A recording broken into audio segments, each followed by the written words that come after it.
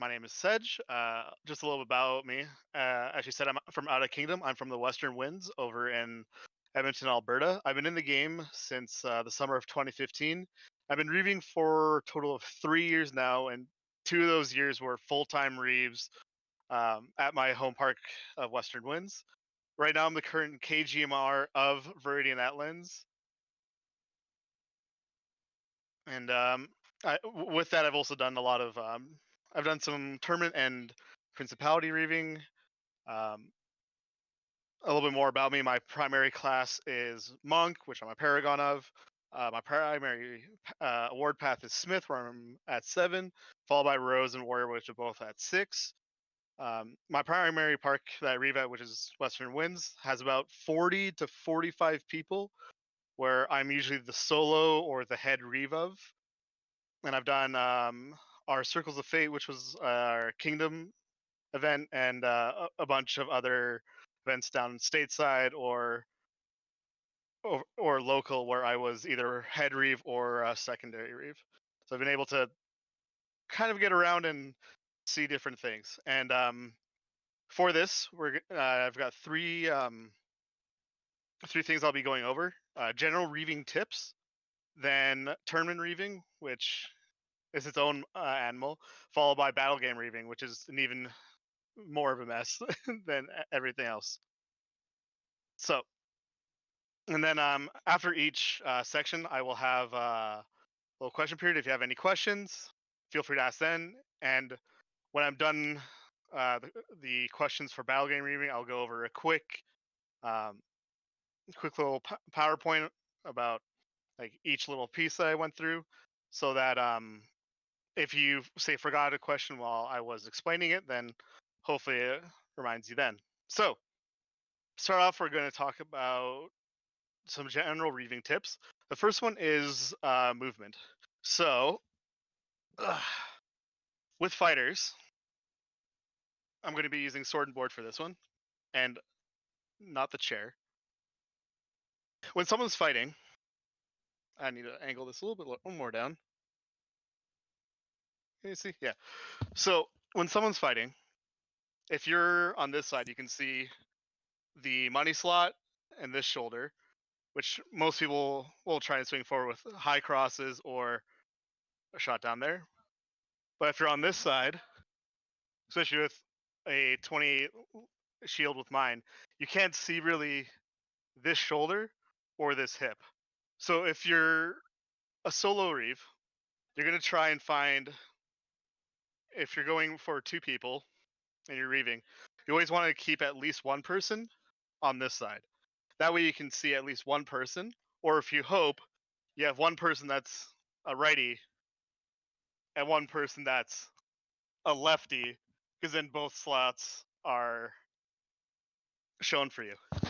If you're going with another person who's a reeve, you'd want to have one person on this side, and then the other person would be behind me, so they can watch this fighter's side. And you want to make sure that you're keeping your movement and making sure that you can see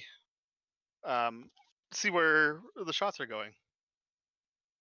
Another thing that really helps for reeving is sound. So I don't know how well I'll pick it up on the mic, so I'm not gonna do it well. But especially swords, they'll make different sounds when they hit cloth, shields, or people.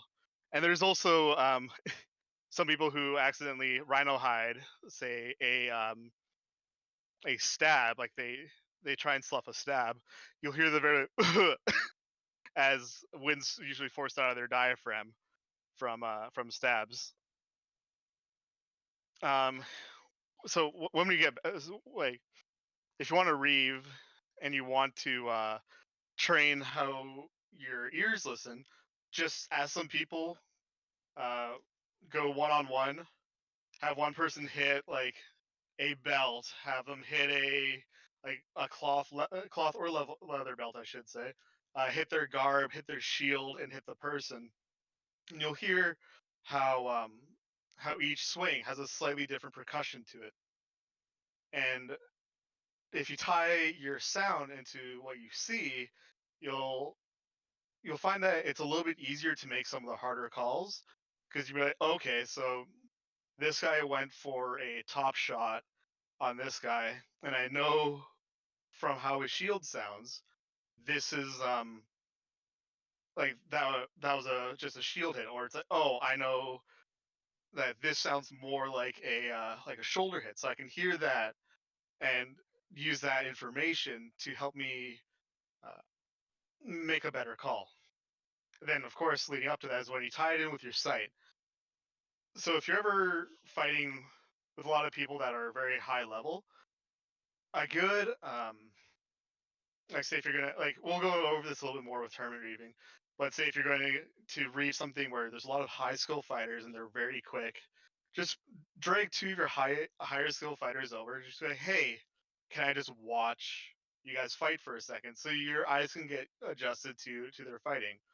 And if you're good friends or you have some time, ask them that, hey, can you slough a couple shots so I can see if I can pick that up? And it's a really good exercise for training your eyes and making the calls that you'll need to. Another big thing is communication. So as the Reeve, you are the head ref of the game, whether that's a big battle game, whether that's tournaments, whether that's just if you're just wanting to practice some ditching, whatever. And the communication you do with not only other Reeves, but also the players is going to be huge with how people respect you. So if you, like, say, XYZ person got targeted with an ice ball and it clearly hit them, but they just kept running. And if you ran over to them and just started hollering and screaming saying like why didn't you and start using profanities, why didn't you take this shot, the person's gonna very like look down on your ability to calls, and it's like instead of them accepting it they could do a 180 and fight you on the call, which shouldn't really ever happen. And part of that will be how you communicate to the players, and also if you're working with other reeves, you want to make sure that you're all kind of on the same page. So you can see like if I'm over on like the one side of the field and I have a fellow Reeve on the other side, we're both making a call on something and they say, hey, I definitely saw this happen. Be like, okay, you know what? I trust in you and we're communicating now. So we're going to allow the other Reeve to make the call. And then, and when you're working with communication, it really does help streamline everything. So if you build up that trust with other players, other Reeves, that you're going to be someone that you can talk to, or even if you're wrong, um, you'll still communicate and say like, okay, this is why I thought this would happen. Um, everyone that you talk to will be more cooperative, which is a really big thing with I found with Reeving. If there's people that are very abrasive to you and you are abrasive back, they're not going to either want to take their calls, they'll blow things off, or some I've only seen it maybe once or twice. They'll start sloughing or not taking things more just because you call them out and now they're in an awful mood, so they're not going to take their shots as well, which is a really weird thing. And the biggest tip I can give though for reaving is you have to start making your calls for either fighting, for battle games or tournaments, and you have to understand that everyone is human and everyone will make mistakes. But the big thing is how you deal with those mistakes will really show what kind of reeve you are. If you have, say, a high level, we'll do tournament than a battle game situation. If you have like a really big tournament, last bracket, one person's going to go up for, let's say, their eighth order if they win this, and so tensions are really really high. Like you could hear a pin drop in the crowd, and you call a hit on the person that that is almost getting their eighth. Not only will their emotions be very high, but also the other, like the crowd could join in and everything. And even no matter what call you make, you should always stick to your call. And if if the other person's getting mad, like say they come up to you and they're they're right annoyed, they're yelling at you, always as yourself, make sure that you're very calm, collected. Be like, I had to make this call. Like, this is what I'm doing as the Reeve. I'm sorry that like XYZ shot. I thought it was hit. However, if I'm sorry that you think it was, this is the call I have to make, and I hope next time that I make a call, it will you'll see it as more fair. And if you build up that reputation as like someone who's very fair, you'll communicate with the players, more people will trust you for your calls. It's like there's some calls on field will be like, oh hey, you're out of range. Oh hey, you messed up this incant. And because I've always been someone to communicate and talk to my players and be like, this is why this happened or this is why this happened. They're very much for me being be like, oh yeah, you know what? Okay, I'm sorry, I messed that up, or oh whatever. So for me, making my mistakes and learning how to talk with people and figure out why why I made those mistakes or why those mistakes happened really did help my ability to reeve, because I learned not only more about the game but more about what my eyes see and what and like learning to combo my eyes and sight and sound so I can make better informed calls.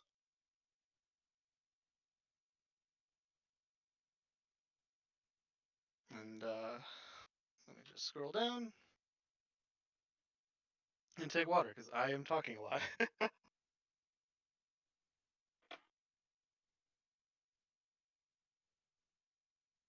So, is there any questions currently on like on some of the general tips I went over for what I talked about?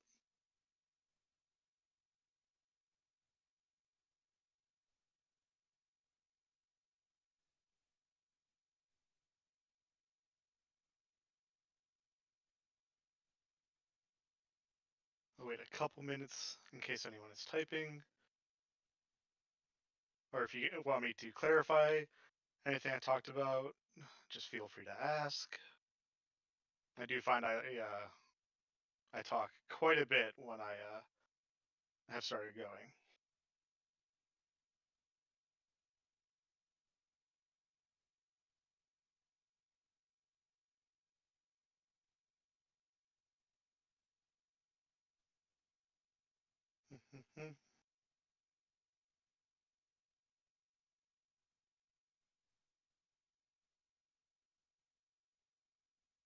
Okay, so I'm going to move on to some of the tricks and tips I have found with tournament reeving, which have helped me. Um, as I said before, communication is going to be really big in tournaments. Um, Making calls is going to be something that you'll have to do. You have to learn to just learn to make the calls, and also positioning, as I talked with how people move and how Reeves move for when you position, so you can actually make and give yourself the best chance for making the correct calls.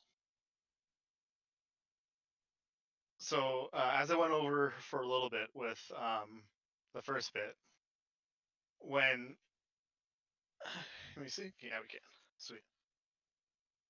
When you're positioning on tournament side, you always want to try and have not the chair, but the person's slot, shoulder in view.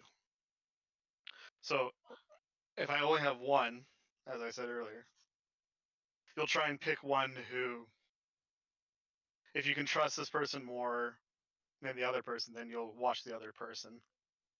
But you don't want to seem like you're biased, so you want to keep moving around. So if I move to straight on, it'll be harder to see because there'll also be another player in the way. Oh, the chair is actually useful, so we won't be able to see if we're straight on. So you'd have to move so that this shot is more in your field of vision. That's for more sword and board. For pole, it's actually very. I think pole and gray weapons is probably the easiest to reeve. The big thing about that is not only is everyone square on each other, but the chair is spinning. Not only is everyone square on each other.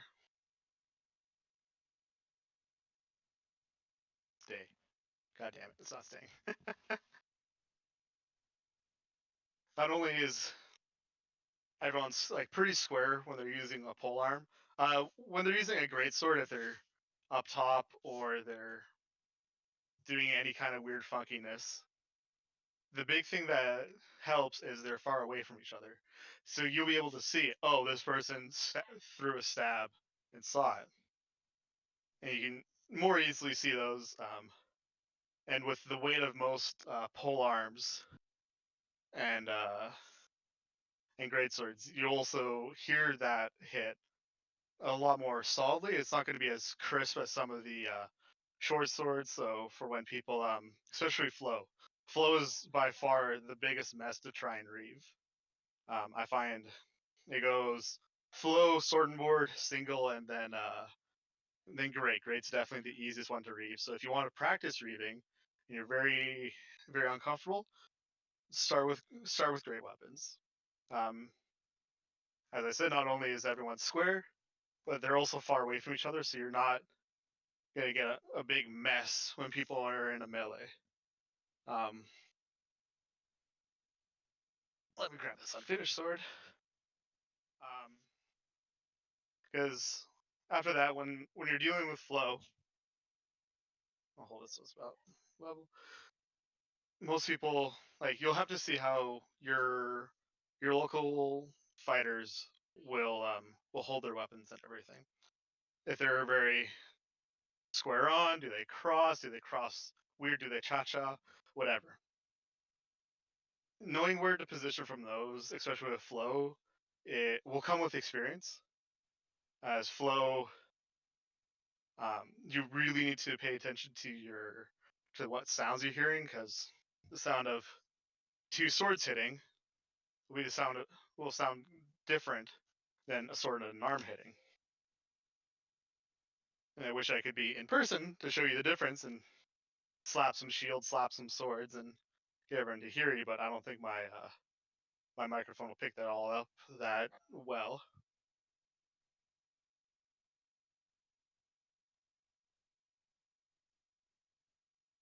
And then for single for positioning, it's kind of the same thing with sword and board, because most people will have 1 foot forward and have their sword forward.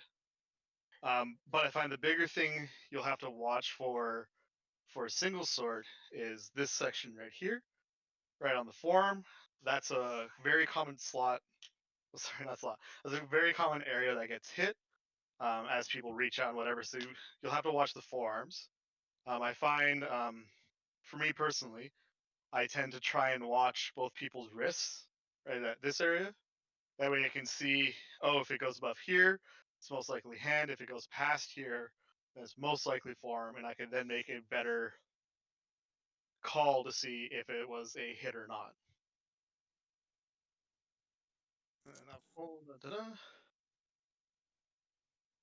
And then as I kind of went over with discussing with talking to players in the first little bit, um, for Amp tournaments are definitely more high strung than any other fighting will ever have. Not only is it some people's pride on the line, there's awards that are on the line. Some people are just more competitive, and it really comes out sometimes in a good, sometimes in a really bad way with tournaments. And this is the same thing. Like this will occur, and like your kingdom level, like bear pits for brackets. If you have 2v2, 3v3, Phoenix League, any tournament, you really have to pay attention to not only the people's egos that are starting to kind of more manifest themselves. You'll see it a lot more in tournaments, but also how they're interacting with other ones. As a story from like as a tournament that went almost really south is we had a Phoenix League right when it started, and we had one player that was trying to activate fight after death, but they would just say fight after one crushing breaking, two crushing breaking, and they were never properly incanting. And there was a little bit of high tensions already. At that point, I think they were already calling each other like, "Oh, X person is sloughing me. It's not fair." Or like, "Reeves, can you see something?" I think we had four Reeves in total that we were all watching, and the barbarian, he after his second fight of her death was like very loudly yelling at the other team for him to take his shots and like accusing them of cheating. So um, I went over to him and talked to him like, "Hey, this is why this happened. You didn't do your incant properly. I will give you I'll give you back this fight out for death because you wasted tooth through really through bad like through an accidental mistake or hopefully an accidental mistake." And from there, I was able to calm him down and like just slowly talk him down. And after that, the atmosphere got a little bit better, but tensions are still very high. Um, I found it's pretty rare for any term with a lot of weight behind it for tensions to be pretty lax. There's always going to be um, at least one or two people that their very their competitiveness really starts to shine through in in a negative light, which as a Reeve, you kind of just have to learn how to deal. And part of that is learning to make your calls and getting people to trust you and the calls that you make and just letting them know like, hey, I'm just human. I'm here to do a job. Like you're here to swing sticks. Like I'm doing the best I can. And another positioning I forgot to go over was for like stuff like Phoenix League is actually a really good example where you'll have multiple Reeves on the field. You'll want one like you always want one at least mid and on each side of the objectives. That way the mid can see what's happening in the middle of the field. And each uh, side, like the sideline Reeves, will be able to see what's happening on the objective and what's happening in their spawns because it can get really messy. And now that we have not one fighter, not a pair of fighters, but now we say we have like 5-on-5, 6-on-6. Um, the ability to make calls gets a lot more muddied as more people get into especially in a team where say it's like a militia tournament where everyone's just fighting militia style. It gets really messy making calls when there's not just one person in the melee, but there's like say there's four people on each side in the melee. And you'll have to watch like trying to see through everyone's swords, shields, armor, whatever they have can get very messy. So the big thing that helps with that is having those multiple Reeves on either side, trying to watch and hear. And if you have enough people, having a Reeve in the field definitely does help for those tournaments, as they can move around with the objective. They can watch what's happening with that, and it really does make the game go a bit smoother.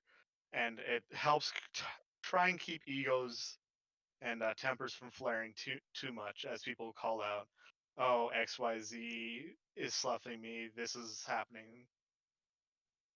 And if you are the head Reeve, um, it is always within your power if someone is being super aggressive and they're starting to become unsafe. Never feel bad for kicking someone out. I've removed people from tournaments. I've given people warnings for other events, be like, hey, you really need to like calm down, and you need to calm down. Talk to them aside. Talk to them, or you're not accusing them, like pointing them out, like, hey, blank, like cut your shit or you're gonna get kicked out. That's not gonna help anyone. Like, right when they're safe, it's say bear pit, because I had to deal with this. Um, when they lost in the bear pit, they'll be like, hey, talk to them for a second, be like, hey, you're getting very aggressive. Um, your attitude is like pretty poor right now, and you should take a breather. Like, get out of the line for a second, take a breather, and then come back, or else there is a chance where I might have to remove you from the tournament for people's safety, and um, and also how you're behaving. I had one player who was cursing, and even though he was actually sloughing a whole bunch, with was the funniest thing to me, he was calling shots on other people and rhino hiding. Um, I called him out, be like, hey, like, you're sloughing a lot, like, you need to just like take a breather and try and uh, try and figure out what you're doing wrong, or not. Sorry, not trying what you're doing wrong, but I think I told them to like just calm your emotions and start taking your hits a little bit better. This is the third time I've had to call you. Next time they got through, they didn't take any of that advice. They were still super super hot headed. Um, they thought they got the other person, even though they sloughed an arm, a torso, a leg, a torso shot, and then hit the person. um, they thought they were in, and then they started throwing their sword at the ground. So after that, it was just a removal from the tournament. Be like, hey, you know what? This isn't. You need to like sit out. Like, I'm not going to be. As a Reeve, you're here to make the game fair, but at the same time, you shouldn't have to babysit people who are going to be acting childish. If they're going to be very disrespectful to the Reeve and disrespectful to the other people in the tournament, um, I never see a problem with either moving them from the line for a bit or just removing them from the tournament. Go to the tournament organizer, be like, hey, this person's being a right dick. He's, we'll say him for like the same person. He's throwing his sword all over the place. He's swearing and everything. You know what? I don't feel comfortable reading for someone like that who's that aggressive, that aggro. So I'm going to be removing him from the tournament. And most people should be on your side. Um, it might be a case of like, this is my friend, like I don't see blah blah blah, and all that good stuff will happen, which is so much fun. But never feel that as a Reeve, you are going to be at that you deserve to be yelled at. If someone's yelling at you for whatever reason, never feel that you can't just remove them from the game. You can completely do that. It's within your power. If like, even if it's a person of like say the monarch of the park, if you're in a tournament, because it's still a tournament section, we'll keep talking about that. If you're in a tournament and this one monarch is just being awful, like he's swearing at people, he's yelling at the Reeves and just being awful, you can always go up to them and be like, hey, this is your warning. I need you to like step out of the line for a minute and take a breather. If you continue this kind of attitude and start and still being this like still acting this way to the other Reeves and players, then I'm gonna ask for you to be removed from the game. Well, not from the game, but from this tournament. Always make it so that it's this tournament.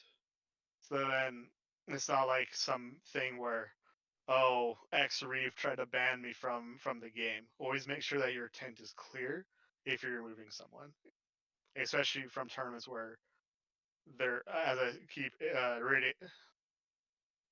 I keep saying, where egos are really high, tensions are high, and some people like they're just a lot different in a tournament than they would be at a normal battle game. Uh, is there any questions on what I went over for tournament reading, or is it all kind of sticking, or am I mumbling too much? Just let me know. You are being awesome, and please keep going. Completely understandable. Excellent. It's my first lesson over Discord, so I'm trying to make sure that because I wish I could like show you like how a sword on a shield sounds, how slapping a leather belt with a single sword sounds, because it all like sound really does help. And once you pick up again, I'm for myself, I'm gonna have to take a refresher on how everything sounds again to to tune myself back up. But it is what it is. We're all going to be rusty when we all go back out. So, Yeah. you know. Oh, and another thing, a really good tip that I can't remember who taught this lesson. I think it was Brett. It was one of the warlords down stateside. But and now he runs Optimum Sports. But anyways, he did a thing where he ran a Reeve class for SKBC, and one of the things he talked about was, you know, if you have a ditch, or not, sorry, not a ditch, you have a long bear pit, then a big break, and then you start going to your brackets. Call over a couple of the fighters that you know that are really good fighters and have them fight for you in whatever style, so that your eyes can get back up to the speed that people are swinging at, and you can start hearing the sounds again. And that I found I did that a couple times, and it really does help. I usually use like Das, Dasrith as an example with someone else, just so I can tune up, so I Reprogram can, your brain. yeah, reprogram is another way to say it. Just that when you do have to make the calls, you're not lost in the, oh yeah, this is fast again. Oops. Which I have done before. It's like, oh wait, shit, this is flow. I'm not. My brain is not ready to process this amount of spaghetti arm nonsense.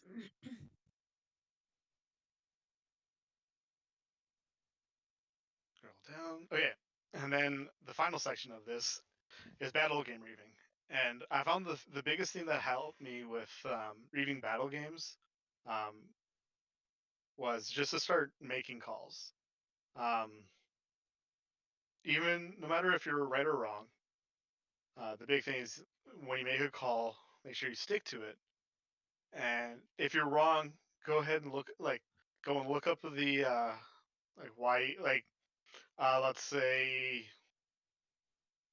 for some reason you called a entangle on a barbarian, and we'll just say that you forgot that, and you just forgot that they you're into subdue, and you're like, hey, you're entangled, um, like hey, you're stopped, and the person also forgets that they're immune to subdue. You find out after, and then game goes through. You find out after, like, oh hey, sorry. You go up to that barbarian, like, hey, sorry, I made a bad call. This is what it should have been. This is what I accidentally called. I'm sorry about that. Um, but going forward, I now know that. And there's a bunch of um, ones where I had to make the mistake first to learn what it was that I was messing up on. I can't remember what calls it was because this was a while ago. But there's a couple. I think it was druid. A couple weird druid spells that um were just being funky, and I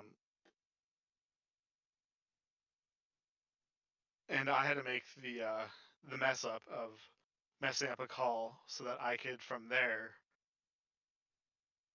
just start learning more. And then after that, I started doing I would pick the most popular spells on the field.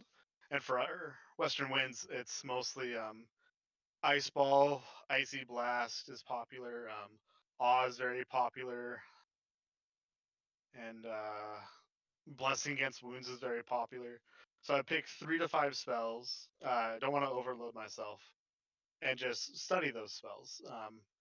Read up what works with those, and if there's range, if there's any weird thing like how Blessing Against Wounds can't be used with any protection school enchantment. So if a warrior has Harden on, they can't carry a Blessing Against Wounds because that's a big no-no, ROP wise.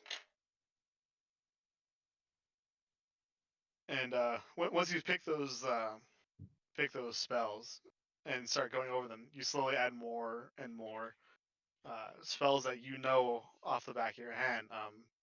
It's gotten to the point where at this time, I know almost every spell in the book and how it interacts because I've had to deal with a field of 40 players using spells all the time, and just that slow buildup of oh, I'm gonna choose this week. I'm gonna choose awe.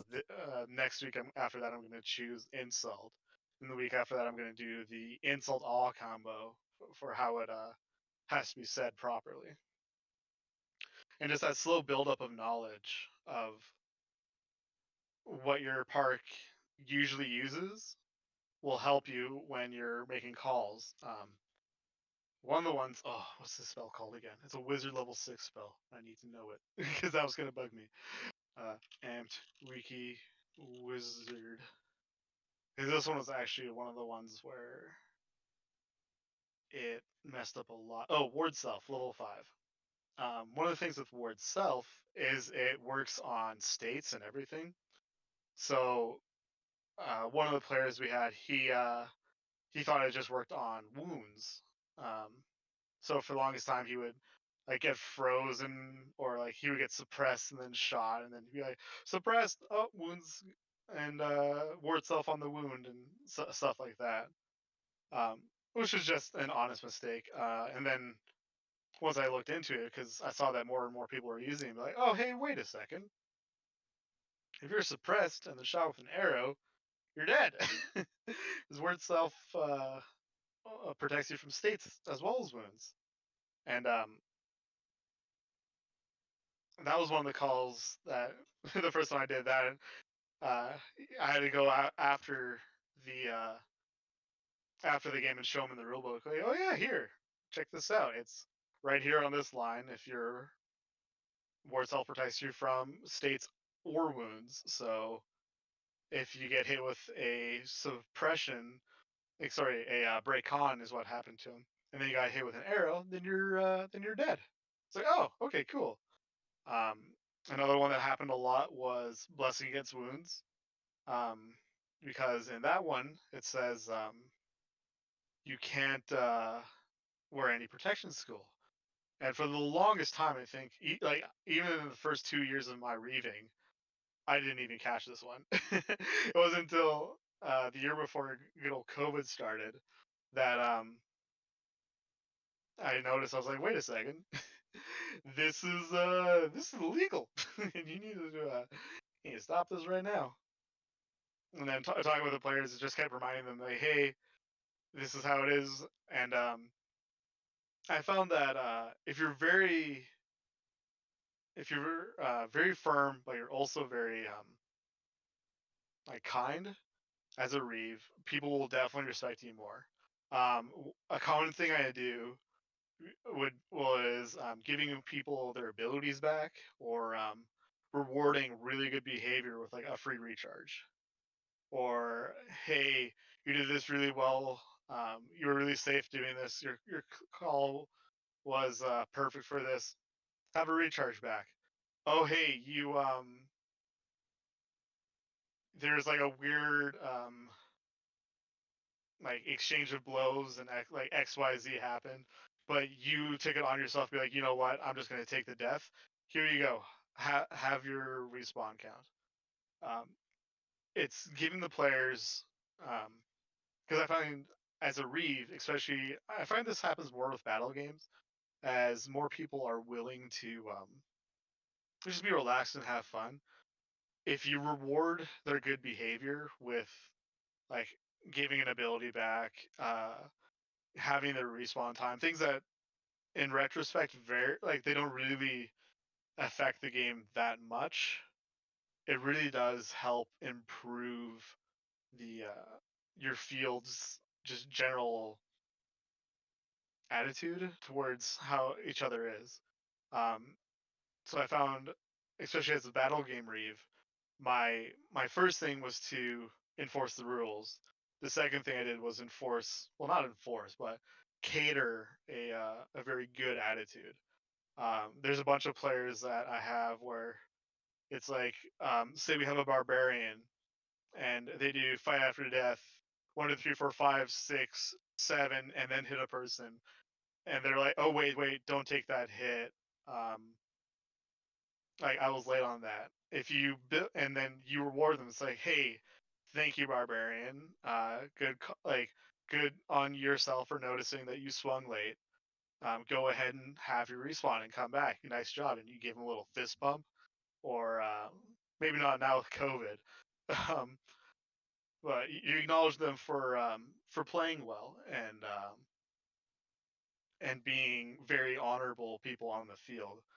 And the more you kind of help that, and then it's like, uh, this this player starts doing that, this player starts doing that, and you build up a really good field attitude, which really helps when you have to make like a bad call. Like there was one where a like this almost turned pretty bad. A player got face shot, and as he was turning around because he was clutching his face, someone hit him from behind in the back with a stab, which should have killed him. When he's like, "Hey, I just got hit in the face. Like, can you like, I'm just gonna step off to the side for a second because I think he got shot with an arrow to the eye or something." It was very unfun. But the other player thought he was slighted because, oh, if you get hit in the face, then I can just be immune to the next 4 or 5 seconds. It's like, well, technically, yes, but if you're abusing it, then then it's a big no-no. Because with our ROP, if you get shot in the head, and you don't, and like we, bleh. If you get hit in the head and like it stuns you or like it makes you lose focus for whatever, the shots that come after it from the opposing player that hit you in the head shouldn't count. It's how our systems kind of run to discourage headshots. So um, it took a lot of talking to both players, be like, hey, this is the call that was made. This is why it happened. As rules is written, like this is why this happens. Going forward, if this happens, just like say, oh hey, sorry, I hit you when you're after you got hit in the face, just whatever. And I think I had to talk to the players for 20 minutes, just nice and calm, just slowly talking to them, so that they didn't get super mad with each other because they're both in the same fighting company, which was funny enough. Um, but keeping that good field attitude, and if you do have a problem with people, um, unless it's very very serious and has to be addressed right away, just talk to them off the field. Wait till they die. Be like, hey, like go up to them and be like, just don't yell at anyone. You don't have to be loud at anyone. Just talk to the person. Be like, hey, when you did X, Y, Z, that wasn't proper. Going forward, just like watch this. Or the only time I ever like get very involved is mostly with great weapons. Great weapons are kind of or can be very unsafe in some people's hands.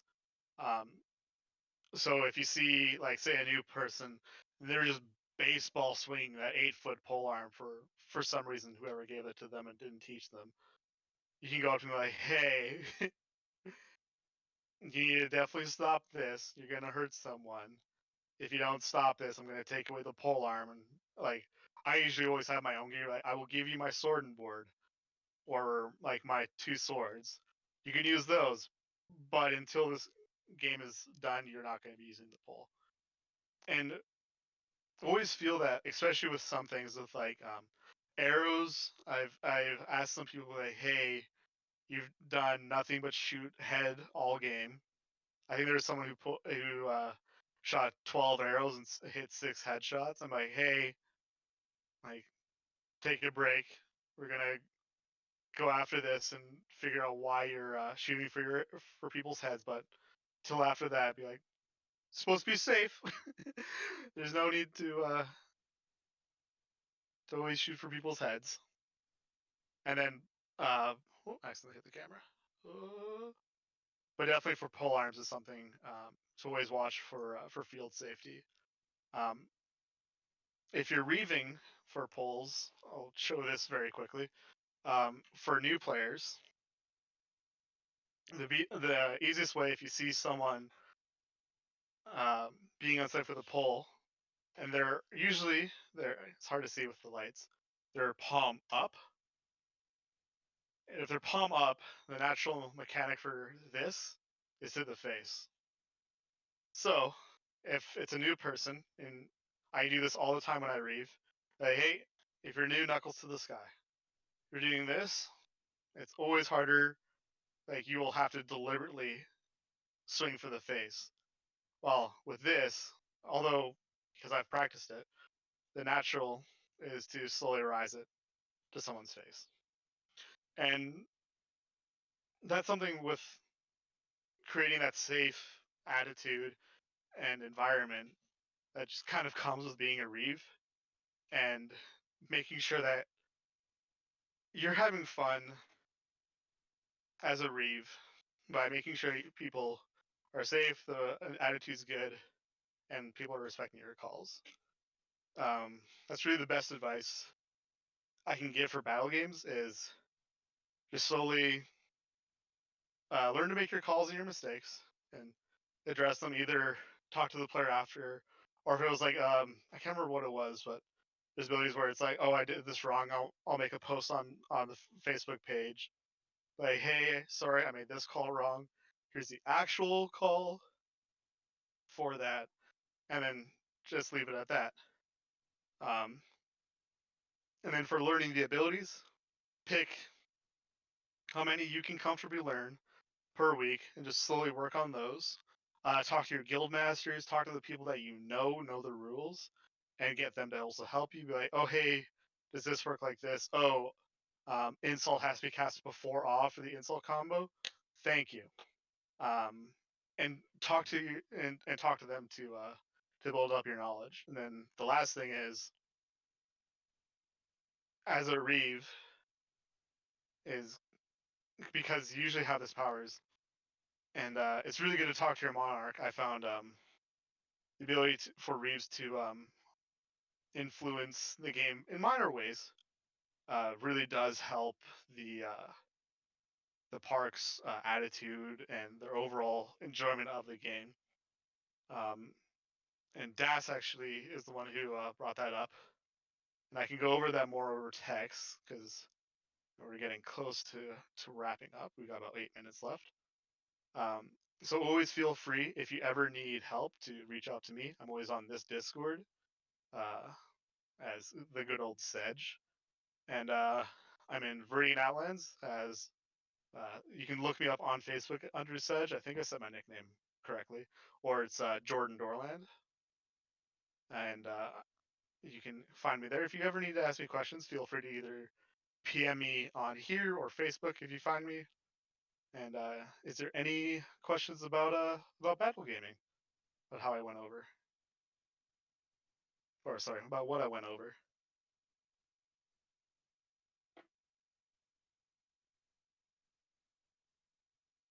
No, it was totally awesome. Thank you. I like your style. Your style seems uh very conducive to creating a better guard culture. Yeah, I definitely noticed that after because the first year I reeved part time, like I would help here and there, and then the following year I broke my hand, so I Ah, I started reeving a lot more because it's like, ah, can I fight? Well, I broke my dominant hand, my right hand, so I was like, you know what? I'll just reeve and relax, and from there, I really started noticing, especially after Dasareth brought this up, like, hey, we could do this, where it's like, you know what? Give this person half the respawn back. Hey, you did this really well and you called this really well. You know what? I'm gonna heal that wound. Um, or it's like, hey, you called that back. Oh, you just called your own uh, spell wrong. It's like, oh, hey, um, they used a like say a bard used awe. Like, this actually happens a lot with one of our bards. He's really really good at calling his own distance and be like, you know what, I don't feel that's 20 feet, and if he does that a few times, you're like, you know what, get one awe back or get a free recharge on a spell back. um, Doing that really really does help their their attitude, and it makes it way more fun because then it's not super competitive. It's like, oh, and they know if they make a mistake and they're acting in a good and they have a good attitude about it, they're more likely to be rewarded. And so you kind of right. give them like you give them Yeah, the rewarding carrot. positive behavior is always You a good thing. give them the Yeah. carrot, not the stick. Yes. Yes. Have you written any of this down? Is there like a PowerPoint? Because I would love to share that with my. Yeah, I have a really rough PowerPoint. I can make it a little bit better as I over pass a little bit, and then I can stick it in here, and then or ask like someone to ping everyone when the document's ready. 'Cause I do like writing documents. I've written, oh god, like 50 something pages of Amtgard shit. That's awesome. It's oh god. Well, some people like me are visual learners, Hmm. so that And helps me a lot. But I mean, I've been listening with rapt intent. Like I'm like, this is amazing stuff here. I love it because I'm that's kind of been my thing in Amtgard is to work on culture to that it's there's a lot of things that things happen and we've let it happen because we like, oh, that's just Amtgard. And I'm like, no, it doesn't have to be Amtgard. We can do better and big whatever Amtgard issues that come out on the field that translate into like, I guess park poison is what I call it. oh yeah, for Um sure. if we can learn to create, a positive culture on the field, on the boards, as we interact with each other, and all those other things, then we're going to be able to attract more people to this game. And that's what I want to see. I want to see more creativity. I want to see, I want us to bring the biggest, brightest, and strongest, and, all these things. I want to make our game better. But that won't happen until we change our culture. Yeah, for sure. And I noticed after we started doing like the feel positivity, we had a lot more people stick. Because I think in one summer we went from 25, 28 to 45 active, consistent players just at our home park. And the biggest thing uh, was like we asked them like, "Hey, why are you doing that?" It's like, "Oh, some of them got like their first couple awards right away, and like for some of the garb they made on." And it's like those low level awards um, are really good for keeping players, and then you have a really positive feel where people aren't um, being mad at each other all the time. And it's like this really good, cushy environment where everyone loves just hitting each other with foam sticks. I did find though that tournaments is always the hardest one to keep that positive vibe. It is very rough when tensions are high, but can, for the most part, be done. Oh yeah, no, I'm saying just the first like one rose or two rows, one garber. Those are really good awards to give people that are making things and are very new to the game to keep them in. After that, you can increase your standards so that they feel that they earned it. But I find uh, the first or second should be almost like a fish hook to keep them in Amtgard. Is how we Yeah. started looking at it. See, Yeah. my problem is I came from the SCA, which has a very different award standard. Yeah. So I showed up at Amtgard. I did like 2 field days in one event, and then the next event I got like 5 awards. They're like, well, because your garb is. I'm like, no, I don't compare me to other people. If you're gonna give me my first garber, then my next garb has to be better. Yeah. I have Right. whole issue with the way awards are handled. I know, and like that's why we kind of did it with the first awards being very easy to get, and then we just slowly increase it. And like we kind of have like a rough standard where like we use it with the other garbers, and like we talk like we do a lot of communication in Western Winds with Hmm. what deserves what. So I find that that does help. We did find the other um, last 2 years ago. We took one of the ladies' dresses down that she got a seventh or eighth for. And one of the Serpent Knights looked that was a Garber Serpent Knight looked at it. He's like, this is like knighthood material or like master level material. And we're like, huh? I think we gave it her like her sixth, seventh, or eighth for it. And we're like, oops. Yeah, but here's the thing, right? Or, and I'm just gonna make this really quick because we're out of time. The Yeah, level of the award should be based on your skill level.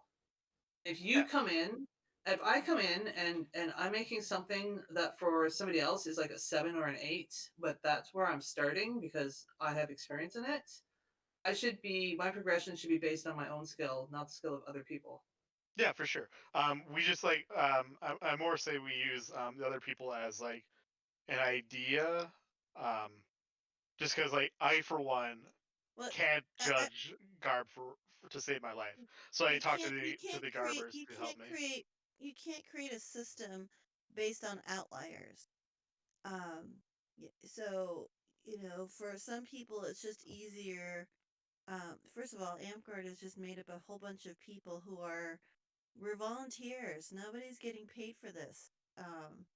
So if people are giving you awards, it's because that's their baseline. They don't know better. And I've seen this a lot, and it's important for parks and for especially bigger parks. Once you get to duchy level and you get to a kingdom level, they should be looking at what other kingdoms are producing and looking at that standard as to what's going on. And those higher levels should be competing at other inter-kingdom events and whatnot to achieve those higher levels. But I don't see any, in the 35 years I've been playing this game, I don't see the harm in the first and second levels because most people don't make it to a third or anyway.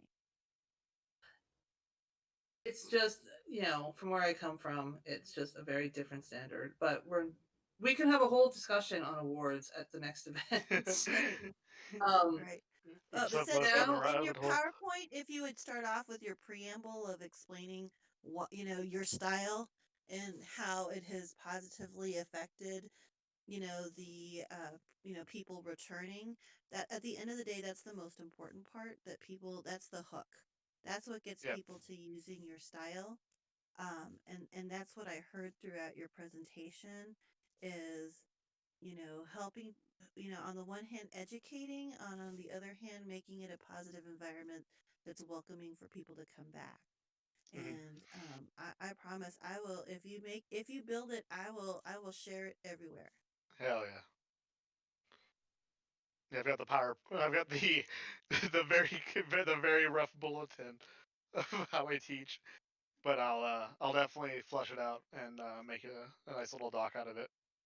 Yeah, and if you want some, I have some people here in the Desert Winds who, would probably like to maybe discuss, because we're those people.